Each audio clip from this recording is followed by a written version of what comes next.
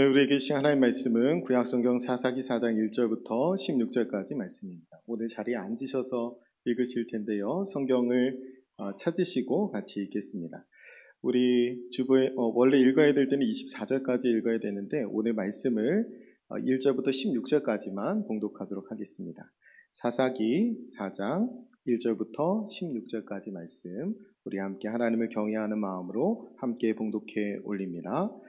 에훗이 죽으니 이스라엘 자손이 또 여호와의 목전에 악을 행하매 여호와께서 하솔에서 통치하시는 가나안 왕 야빈의 손에 그들을 파셨으니 그 군대 장관은 하롯셋 학고임에 거주하는 시스라요.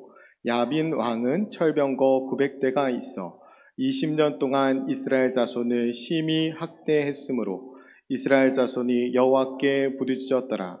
그때 랍비돗의 아내 여선지자 드보라가 이스라엘의 사사가 되었는데 그는 이스라엘 삼지 라마와 베델 사이 드보라의 종려나무 아래에 거주하였고 이스라엘 자손은 그에게 나아가 재판을 받더라.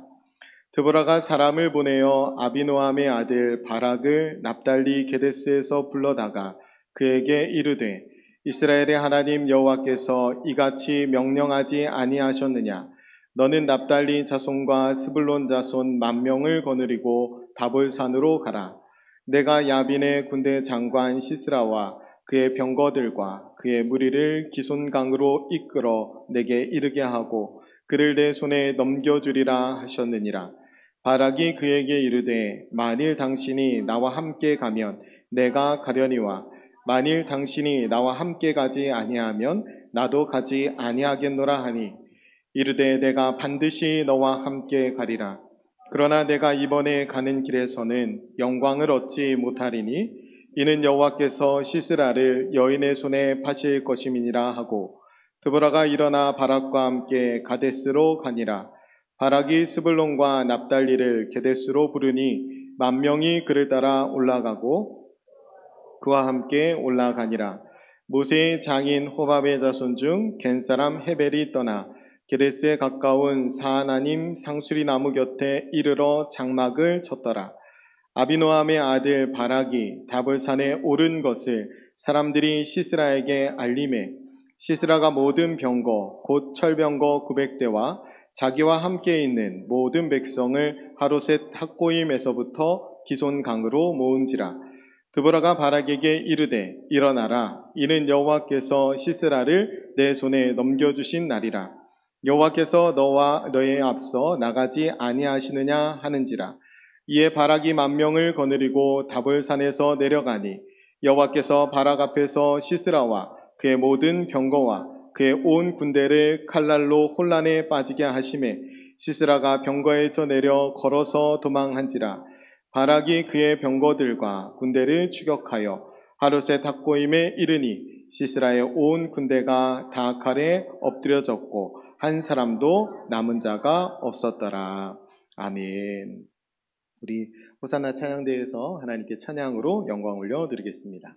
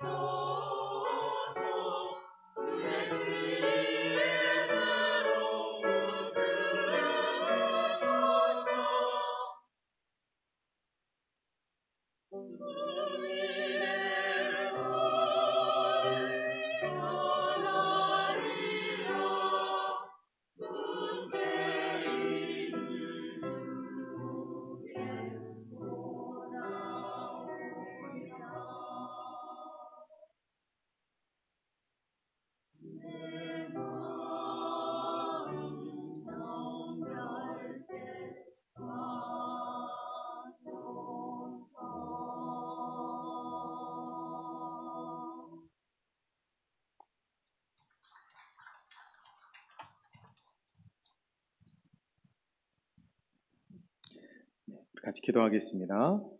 거룩하고 존귀하신 아버지 하나님 감사합니다. 이 시간 호산네 찬양대와 함께 올려드린 찬양을 기쁘게 받으신 줄을 믿습니다. 하나님, 우리의 찬양의 고백처럼 이 시간 우리의 마음을 정결하게 해주시고 우리를 주님의 진리로 붙들어 주옵소서. 그래야 주님의 도를 전하는 삶 살아갈 수 있는 저희 모두가 되게 인도하여 주옵소서. 주님께서 거룩한 말씀 우리에게 내려주실 때에 순전한 마음으로 받게 하시고 그 말씀대로 살아갈 수 있는 능력을 우리에게 더하여 주옵소서. 온 심령의 귀로 듣게 하시고 말씀을 깨달아 결단하는 은혜의 시간이 되게 해 주실 것을 믿으며 살아계신 예수님의 이름으로 기도드립니다. 아멘. 오늘은 세 번째 사사입니다. 드보라에 대한 말씀 나눌 텐데요. 오늘 말씀이 복잡할 수 있어요. 그래서 여러분들이 잘 들으셔야 돼요. 잘 안 들으시면 나중에 다른 소리를 하실 수 있어요. 그래서 오늘은 여러분이 정신을 바짝 차리고 잘 들으셔야 돼요. 드보라가 사사 이름인데 드보라라는 사람이 성경에 앞서 등장하는 부분이 있어요.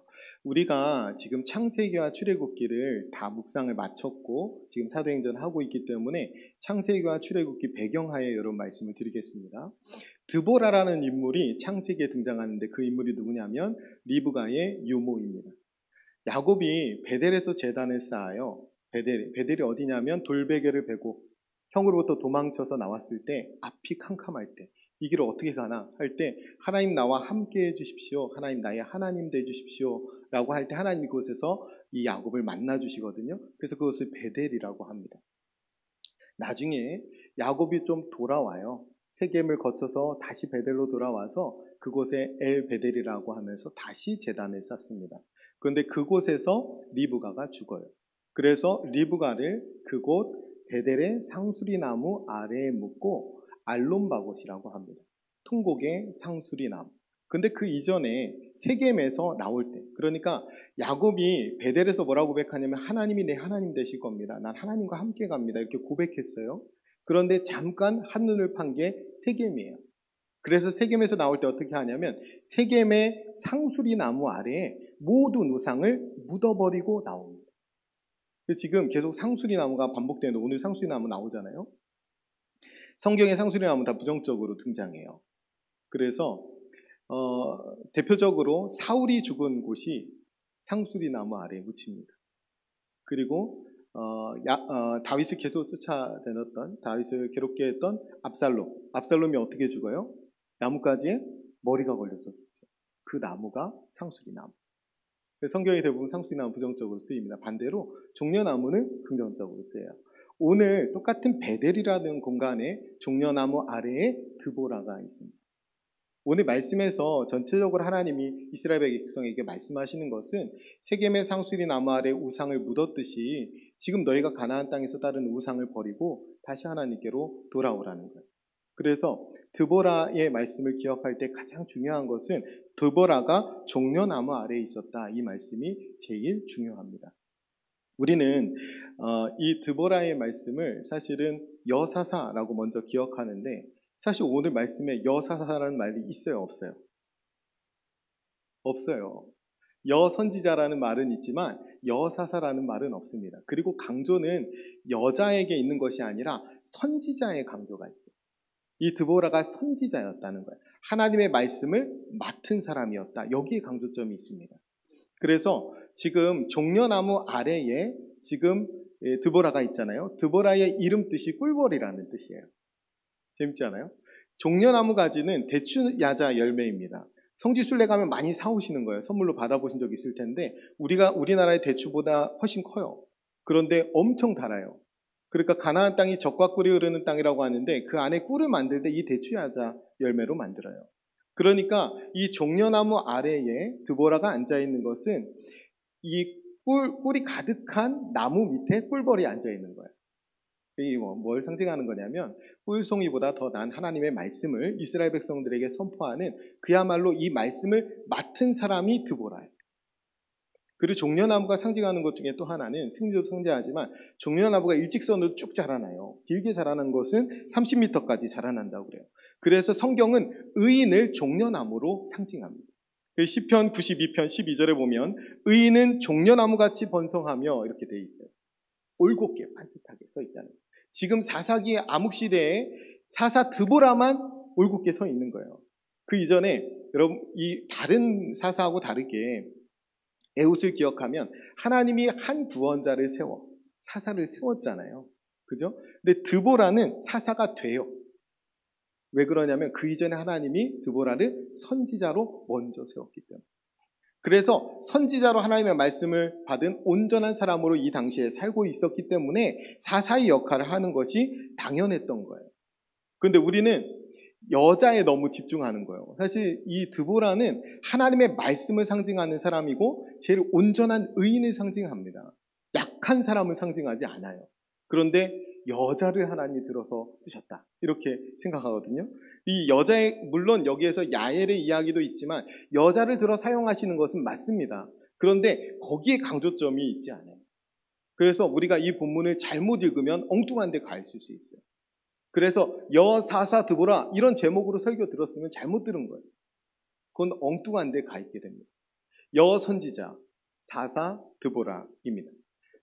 우리에게 어떤 편견이 있냐면 편견을 가지고 이 말씀을 읽으면 이렇게 돼요. 8절에 보면 바락이 그에게 이르되 만일 당신이 드보라에게 말하는 거예요. 당신이 나와 함께 가면 내가 가려니와 만일 당신이 나와 함께 가지 하면 나도 가지 아니하겠노라. 드보라가 바락을 세워서 다볼산으로 올라가라. 하나님이 승리를 주실 것이다. 그랬더니 드보라 당신이 가지 않으면 나 못 갑니다. 당신 나와 함께 가십시오. 이렇게 말합니다. 이것을 우리가 어떤 편견으로 읽으냐면 이 바락이 남자가 돼가지고 말이야. 여자 치맛자락에 나 붙들고 같이 안 가면 못 간다고 해가지고 이러한 겁쟁이 같은 태도 때문에 결국에는 승리를 다른 여자에게 주시지 않았나. 그래서 하나님이 기회를 주실 때 그 기회를 잡아야 됩니다. 아니면 하나님이 우리에게 맡겨주실 때 하나님이 용기를 내서 그 일을 성취해야 됩니다. 이렇게 이제 설교가 가는 경우가 있어요. 이 편견이죠. 우리가 한 달에 한 번씩 우리 남자분들이 식사를 대접하지 않습니까? 근데 거기에 대고 남자가 돼가지고 부엌에 나 들어가고 라고 하면 그 안에 이미 뭐가 있는 거예요? 남녀 편견이, 차별에 대한 편견이 있는 겁니다. 바락이 남자가 돼가지고 여자나 의지하고 여기에 이제 편견이 있는 거예요. 이 편견으로 말씀을 읽으니까 엉뚱한 데 가 있는 겁니다. 우리가 이 편견이 너무나 우리에게 익숙해 있으니까 그게 편견인지 몰라요. 왜 여사사라고 합니까? 우리가 그런 세상 속에서 살기 때문에 그래요. 여선생, 여사장, 여경찰, 여검사. 남자를 붙이지 않잖아요. 굉장히 차별적인 발언이거든요. 근데 그 차별이 만연해 있기 때문에 모르는 거예요. 우리가 남녀 차별을 얘기하면서도 남녀라고 하잖아요. 남북회담 할 때 이거 얼마나 따집니까? 우리나라에서 남북회담이라고 하고 북한에서 북남회담이라고 해요. 동등한 관계라면 그거 가지고 싸우지 않아요? 서울대 연고대가 같이 연고전 할 때 어디는 연고전 어디는 고연전 막 이러잖아요. 그런데 왜 남녀 차별은 여남 차별이라고 하지 않습니까? 이미 그 안에 차별이 만연해 있는 거예요. 우린 남녀가 이미 익숙해져 버린 거예요. 나쁜 거 할 때만 이거 뒤집습니다. 욕할 때만 이 순서가 바뀌어요. 제가 하진 않겠어요. 그 욕을 쓸 때만 이게 바뀌어요. 그러니까 평소에 우리가 이 남녀 차별이 만연해 있다는 거예요. 우리 안에 이 차별적인 편견이 들어와 있으면 오늘 본문 의미를 제대로 읽을 수가 없어요. 그걸 걷어내고 따라오셔야 돼요. 그래야지 우리가 정상적인 자리에 가 있을 수 있어요. 그 편견을 걷어내고 한 걸음 한 걸음 우리가 오늘 말씀을 살펴볼 텐데요. 우리가 성경을 통해서 하나님의 시선과 하나님의 마음을 깨닫는 것이 중요합니다. 내 시선으로 읽으면 읽히지가 않아요. 하나님의 나라와 의를 위해 기도해야 되고 하나님의 나라와 의를 위해 살아가는 천국 백성이 되었습니다. 우리의 관심이 하나님 나라의 의에 있어야 성경이 읽히는 거예요. 내가 오로지 땅에 발디디고 살아가면서 땅의 욕심을 가득 가지고 성경을 읽으면 엉뚱한 데 가 있어요. 그러니까 편견을 가지고 세상의 가치관을 가지고 우리가 성경을 읽으면 엉뚱한 데 가 있는단 말이에요. 우리가 그것들을 걷어내야 됩니다. 그래서 말씀을 읽을 때 여러분 묵상할 때 비워내는 시간이 너무나 중요해요. 내 안에 복잡한 생각들, 내 안에 욕망들, 내 안에 욕심들, 내 안에 위선들 이런 것들을 먼저 걷어낸 다음에 거룩한 말씀을 받으셔야 돼요. 그래서 성경을 읽기 전에 항상 기도부터 해야 되는 것입니다. 그럼 질문 한번 드려볼게요. 이 지금 전쟁에 바락이 나가는데 드보라가 함께 가는 것이 옳습니까? 옳지 않습니까?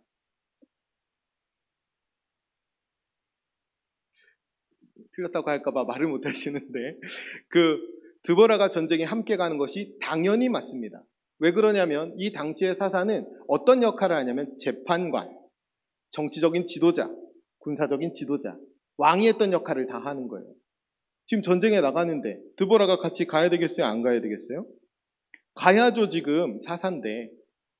가야 된다는 것을 드보라가 너무 잘 알고 있어요. 우리만 편견으로 잘못 읽고 있는 것이지. 9절부터 10절까지 두 절 말씀 함께 같이 읽겠습니다. 9절, 10절, 두 절 말씀을 띄워주시면 같이 읽겠습니다. 이르되 내가 반드시 너와 함께 가리라. 그러나 내가 이번에 가는 길에서는 영광을 얻지 못하리니 이는 여호와께서 시스라를 여인의 손에 파실 것임이니라 하고 드보라가 일어나 바락과 함께 게데스로 가니라. 바락이 스불론과 납달리를 게데스로 부르니 10,000명이 그를 따라 올라가고 드보라도 그와 함께 올라가니라. 아멘. 성경이 함께 갔다는 표현을 3번이나 쓰고 있어요. 그리고 드보라가 뭐라고 합니까? 내가 반드시 너와 함께 가겠다. 가야 될 자리예요. 그리고 그 가야 될 자리에 지금 드보라가 함께 하는 겁니다. 이것을 바락이 찌질하게 겁쟁이처럼 부탁해가지고 하나님이 바락이 줄 승리를 여인에게 주었다 이렇게 생각하는데 그거 아닙니다. 지금 드보라는 그냥 이 전쟁의 양상에 대해서 예언하는 거예요. 하나님 말씀 주신 것을. 하나님이 적이에요. 야엘도. 야엘을 통해서 주시는 승리. 이번에는 그런 승리를 주실 것이다 라고 예언하는 것이지 이것이 바락의 어떤 규칙 사유가 전혀 있는 게 아니에요. 드보라가 함께 가는 것이 당연합니다. 그리고 우리가 오늘 읽지 않았지만 뒤에 야엘의 이야기가 그렇게 대단한 이야기도 아니에요. 야엘은 지금 이스라엘 백성도 아니고 사사도 아니지 않습니까? 우리가 나중에 여러분 지나면 야엘하고 여러분이 드보라하고 헷갈려요. 그래가지고 어디가 드보라가 어떤 사람의 관자놀이에 말뚝을 박아서 그렇게 승리했다 이렇게 얘기한단 말이에요. 야엘하고 드보라하고 헷갈리는 거죠. 그런데 야엘의 이야기가 대단한 게 아니에요. 야엘은 원래 시스라와 화친이 맺어 있던 사람입니다. 같은 편이라는 거예요. 왜 같은 편이었겠어요? 철병거 900대나 있고 군사력이 막강하니까 같은 편이었던 거예요. 그런데 이 사람이 병거 다 잃어버리고 혼자 쭈르러 와가지고 집에 숨겨달라고 했어요. 그럼 전세가 어떻게 된 겁니까? 전세가 이미 완전히 기운 것이죠. 그래서 같은 편이었는데 안심하게 재워놓고 그 머리에 말뚝을 막아서 배신한 거예요. 왜? 전세가 기울었으니까. 여기서 이 말뚝을 박은 거에 대해서 뭔가 하나님의 대단히 신적인 능력을 주셔서 그런 것 같지만 그거 하나도 그렇지 않아요. 이 당시에 장막 칠 때 말뚝 박는 일은 여자가 다 했어요. 지금 얼마나 좋아요. 말뚝 안 해도 되니까. 왜 그러냐면 바람이 부는 사막 지역에서 장막을 치는 것은 대단히 어려운 일입니다. 그래서 더 힘든 줄을 당기는 것은 남자가 하고 말뚝을 박는 일은 대부분 여자가 했어요. 그래서 배신하려고 했는데 자기가 가장 수월한 그 일로 삼가리 소모는 막대기로 600명을 때려 죽인 일은 그가 소모는 막대기가 익숙했기 때문에 그래요. 야엘도 마찬가지입니다. 그에게 이게 익숙한 거예요. 그래서 이게 뭐 대단한 이야기도 아닙니다. 오늘 집중해야 되는 것은 드보라 그리고 바락의 이야기예요. 다시 질문 드릴게요. 바락은 믿음이 있습니까? 없습니까? 바락은 믿음이 있습니다. 잘 따라오셔야 돼요. 여러분, 드보라가 안 가면 안 가겠다고 하잖아요. 이건 겁쟁이 모습이 아니라 믿음이 있는 거라니까요. 지금 히브리서 11장 32절에 가면 히브리서 11장이 믿음장이에요. 믿음장에서 이렇게 말합니다. 내가 무슨 말을 더 하리요? 기드온, 바락, 삼손, 입다, 다윗 및 사무엘과 선지자들의 일을 말하려면 내게 시간이 부족하리로다. 아멘. 지금 믿음의 사람들을 언급하는데 지금 바락이 누구와 어깨를 같이 하고 있어요? 다윗과 사무엘과 어깨를 같이 하고 있습니다. 이 바락이 믿음의 사람이라는 거예요. 그러니까 바락이 지금 드보라에게 당신 가지 않으면 나 같이 안 가면 나 못 갑니다. 이 말이 믿음의 발언이라는 거예요. 사사기의 죄의 핵심이 뭐예요? 왕이 없었으므로 각자 소견에 옳은 대로 행했습니다. 내가 내 멋대로 내 마음대로 돌아다니는 거예요. 내 뜻대로 내가 앞서가면서. 이거 사사기에서 벗어나려면 어떻게 해야 돼요? 하나님과 함께 가야 됩니다. 하나님이 앞서가셔야 돼요. 그럼 지금 그 얘기를 하고 있는 겁니다. 우리가 지난주 말씀을 다시 기억해 보면 지금 드보라를 앞장 세우고 싶잖아요. 바락이. 이건 겁쟁이가 하는 게 아니고 이거 믿음 있는 모습이에요. 에훗의 이야기를 생각해 보세요. 이스라엘 백성들이 겁쟁이로 있었는데 왜 갑자기 그 10,000명을 다 무찌를 수 있었어요? 에훗이 맨 앞에 서서 나를 따르라 했기 때문에 그렇습니다. 하나님이 승리를 주시겠다고 한 그 사사가 앞장섰기 때문에 그래요. 이 전쟁도 마찬가지로 누가 앞장서야 되겠어요? 드보라 사사가 앞장서야 합니다. 드보라가 앞장서야 함을 지금 요구하고 있는 이 바락이 믿음 있는 사람이다라는 거예요. 아까 히브리서 말씀에 드보라는 기록되어 있지 않은데 바락이 기록되어 있잖아요. 그럼 드보라보다 바락이 믿음 더 좋은 사람인가? 이렇게 생각할 수 있는데 믿음 있는 사람을 표현할 때 바락을 표현하는 거예요. 오늘 말씀에서 사실 드보라는 믿음 있는 사람을 상징하는 게 아니라 하나님을 상징합니다. 드보라는 지금 하나님의 말씀을 붙잡고 있어요. 그래서 바락이 당신이 가지 않으면 나 가지 않겠다. 이 말은 하나님과 함께 하겠다는 말이에요. 하나님 말씀이 앞서가지 않으면 나 가지 않겠습니다. 이 고백을 하고 있는 거예요. 우리가 지난주에 왼손잡이 사사 에훗을 묵상하면 이 에훗의 업그레이드 버전인 다윗이 보이게 되어 있어요. 오늘 오늘 이야기에서 드보라, 바락, 야일의 이야기를 읽으면 묵상하면 한 인물이 떠올라야 돼요. 혹은 한 사건이 떠올라야 합니다. 우리가 13절부터 15절까지 말씀 한번 같이 읽겠습니다. 13절부터 15절 같이 읽습니다. 시스라가 모든 병거 곧 철병거 900대와 자기와 함께 있는 모든 백성을 하롯의 탁고임에서부터 기송강으로 모은지라. 드보라가 바락에게 이르되 일어나라. 이는 여호와께서 시스라를 내 손에 넘겨주신 날이라. 여호와께서 너의 앞서 나가지 아니하시느냐 하는지라. 이에 바락이 10,000명을 거느리고 다볼산에서 내려가니 여호와께서 바락 앞에서 시스라와 그의 모든 병거와 그의 온 군대를 칼날로 혼란에 빠지게 하시매 시스라가 병거에서 내려 걸어서 도망한지라. 아멘. 하나님께서 승리를 주셔요. 이 시스라의 이 900대의 철병거를 무력화시킵니다. 오늘 말씀에서 보면은 온 군대를 칼날로 혼란케 하셨다고 그래요. 근데 어떻게 혼란케 하셨는지는 5장의 드보라의 승리의 노래 속에서 나와요. 그게 이제 5장 20절 21절인데 이렇게 되어 있습니다. 별들이 하늘에서부터 싸우되 그들이 다니는 길에서 시스라와 싸웠도다. 기송강은 그 무리를 표류시켰으니 이 기송강은 옛 강이라. 내 영혼아 내가 힘있는 자를 밟았도다. 아멘. 별들이 시스라와 싸웠다. 이거 되게 문학적인 표현이거든요. 지금 5장은 드보라의 승리의 노래예요. 문학적인 요소가 잔뜩 들어가 있죠. 그래서 이 고대 근동사회에서 이 별들을 문학적으로 어떻게 표현했냐면 폭우를 내리는 것이 그 존재가 별들이라고 생각해요. 그러니까 지금 여기서 별들이 하늘로부터 싸웠다. 이거 뭐예요? 폭우가 내렸다. 하나님 폭우를 쏟았다는 거예요. 그래서 기송강이 막 넘쳤겠죠. 그래서 이 철병거가 이게 표류하게 된 겁니다. 폭우가 정말 무서워요. 어제도 막 비 엄청 온 거 아세요? 근데 어디는 안 와요, 요즘에는. 그런데 차를 타고 가다가 막 쏟아지는 비를 만날 때가 요즘 많아요. 그게 폭우거든요. 요즘에 자동차는 100km, 200km 막 달리잖아요. 근데 폭우가 쏟아지면 일시에 거북이 걸음해야 됩니다. 오늘날도 그런데 이 철병거 아무리 900대 있으면 뭐합니까? 폭우 내리면 무용지물이에요. 그래서 그들이 잘 싸우는 이 철병거 위에서 아무도 싸우지 못한 거예요. 내려오는 순간 다 죽게 됩니다. 자, 연상되는 사람 없으세요? 연상되는 사건 없으세요? 철병거 900대. 기온강 징창에서 전멸하는 부대. 생각나는 거 없어요? 이 오늘 본문에서 여러 가지 장치가 있습니다. 무슨 장치냐면 하나님이 이스라엘 백성들을 파셨다고 표현하잖아요. 하나님이 우리 구원을 어떻게 표현하나요? 사셨다고 합니다. 값을 주고 샀어요. 이스라엘 백성들을 값을 주고 산 게 뭐예요? 출애굽이에요. 그런데 도통 말을 안 듣으니까 다시 팔아버린 거예요. 그럼 다시 팔아버리면 어떻게 됩니까? 다시 그 고생이 시작되는 거죠. 오늘 딱 그거예요. 야빈의 손에 파셨잖아요. 어떻게 됩니까? 학대가 시작되죠. 출애굽하기 전에 애굽에서 이스라엘 백성들이 겪었던 거예요. 거기서 학대받고 부르짖고 하나님 구원해. 그 과정을 지금 반복하고 있어요. 오늘 본문에 친절하게 모세라는 이름이 중간에 등장해요. 여러분 오늘 이거 읽으면 여러분 당연히 모세를 떠올려요. 이거 읽으면 당연히 병거 600대를 홍해에서 몰살시킨 하나님을 기억해야 합니다. 이것이 장치예요. 이거 말고도 장치가 많아요. 오늘 여선지자라는 이 장치가 또 중요한데 여자의 강조점이 있는 게 아니라 선지자의 강조점이 있어요. 그러나 왜 여선지자라고 하냐면 여선지자가 별로 없기 때문에 그래요. 그런데 구약에서 이 앞서 여선지자가 딱 한 명 등장합니다. 누굴까요? 미리암. 이 앞에 선지자가 딱 한 명 등장해요. 여자 선지자가. 그게 미리암이에요.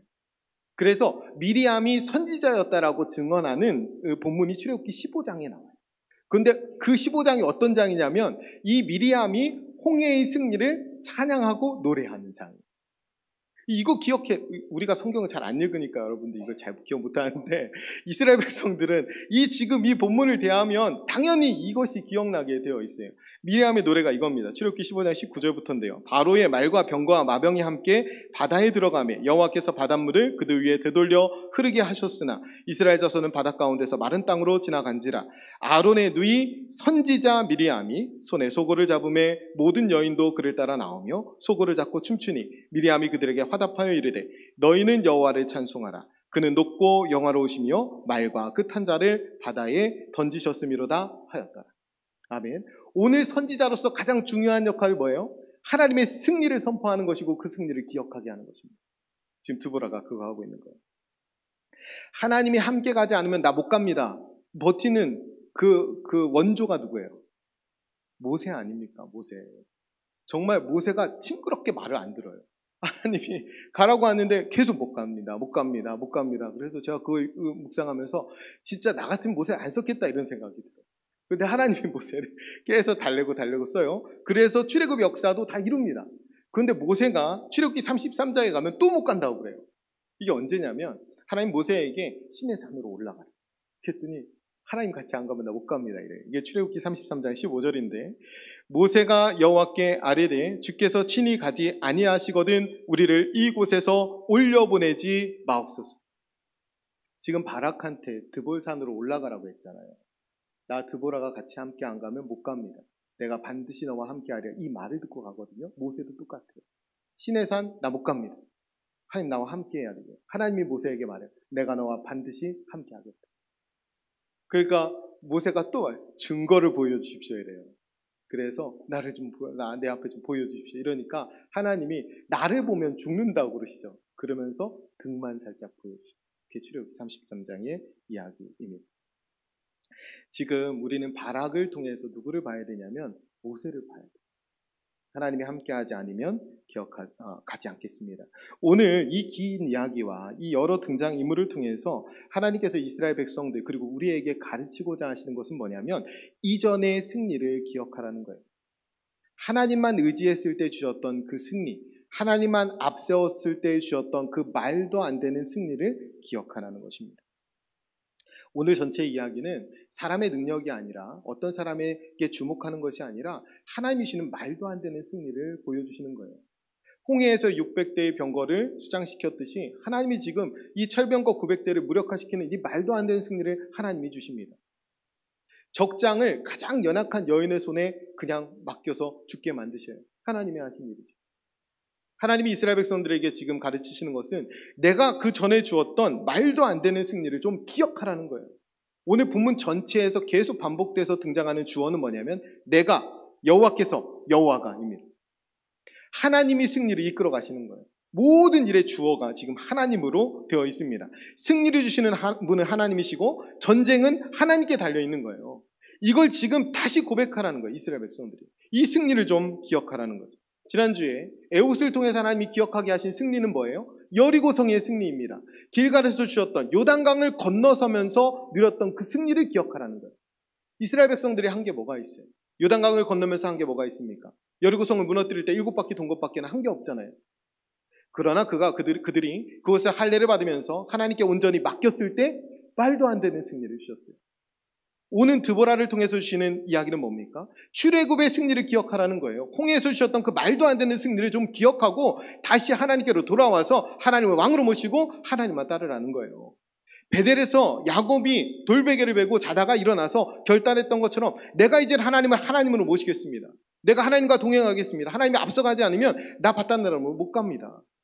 이 고백을 했던 그 신앙의 자리로 다시 돌아가라는 거예요. 그래서 아까 읽었던 믿음장 히브리서 11장에서 29절 30절에서는 이렇게 말합니다. 믿음으로 그들은 홍해를 육지같이 건넜으나 애굽 사람들은 그것을 시험하다가 빠져 죽었으며 믿음으로 7일 동안 여리고를 도니 성이 무너졌습니다. 아멘. 믿음을 갖기 위해서 이스라엘 백성들 또 우리가 반드시 기억해야 될 승리 두 가지입니다. 홍해를 육지같이 건너고 그곳에서 애국 군대를 수장시킨 하나님의 그 승리의 역사. 또 하나는 여리고성을 7번 돌고 무너뜨린 하나님의 승리의 역사. 이 승리를 주시는 하나님을 기억해야 우리가 믿음의 삶을 살아갈 수 있다는 거예요. 결론으로 말씀드릴게요. 우리가 기억해야 될 승리는 무엇입니까?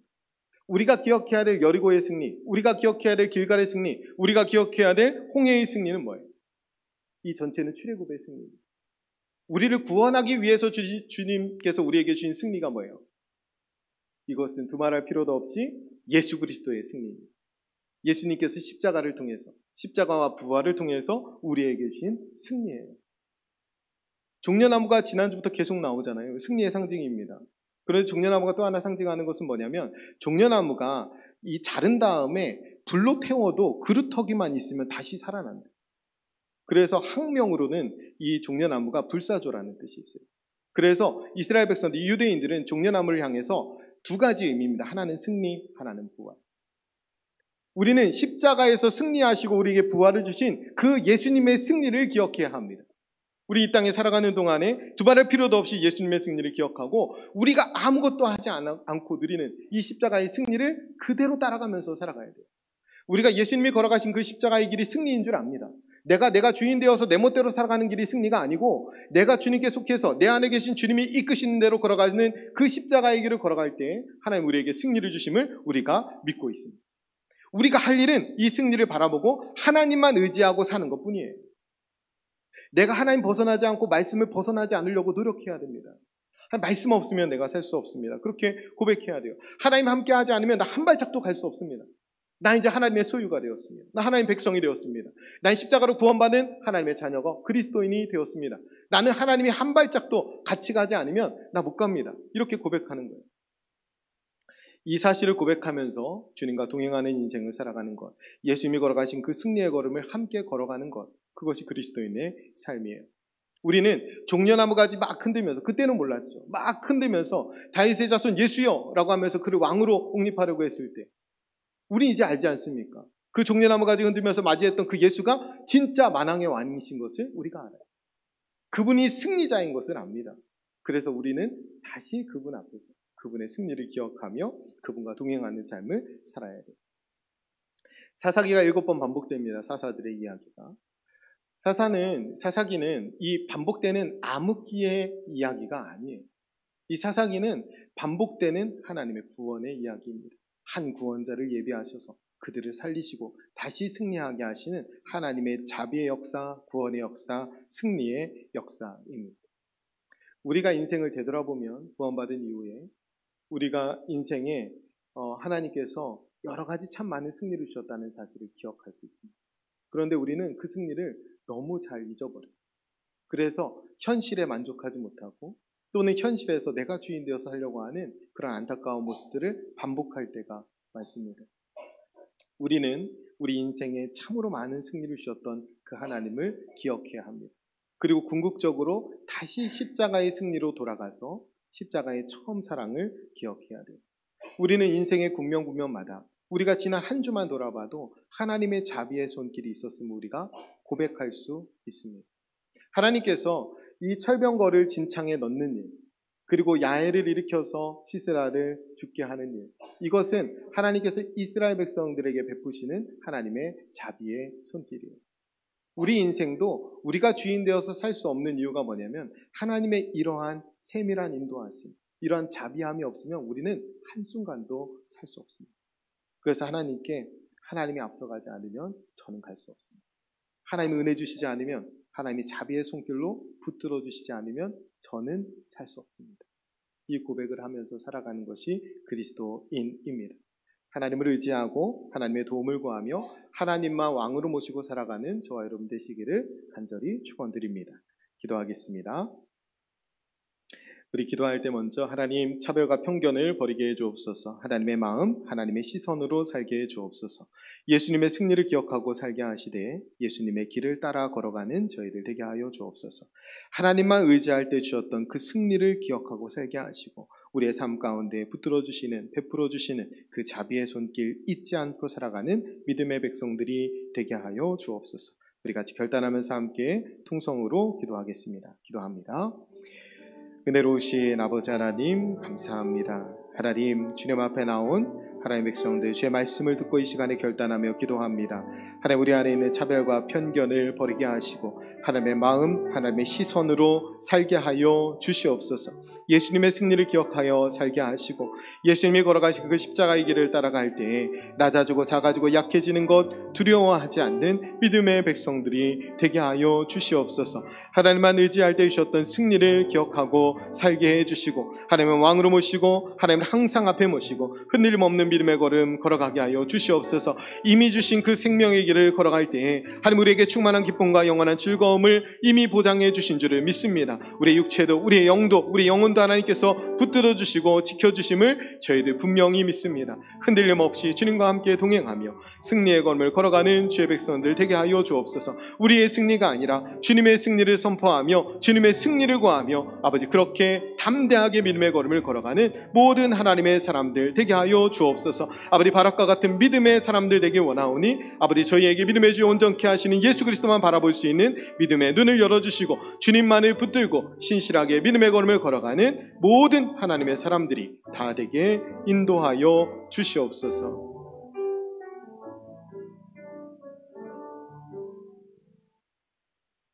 하나님 아버지, 하나님을 항상 앞에 모시고 흔들림 없는 믿음의 걸음을 걷게 해 주옵소서.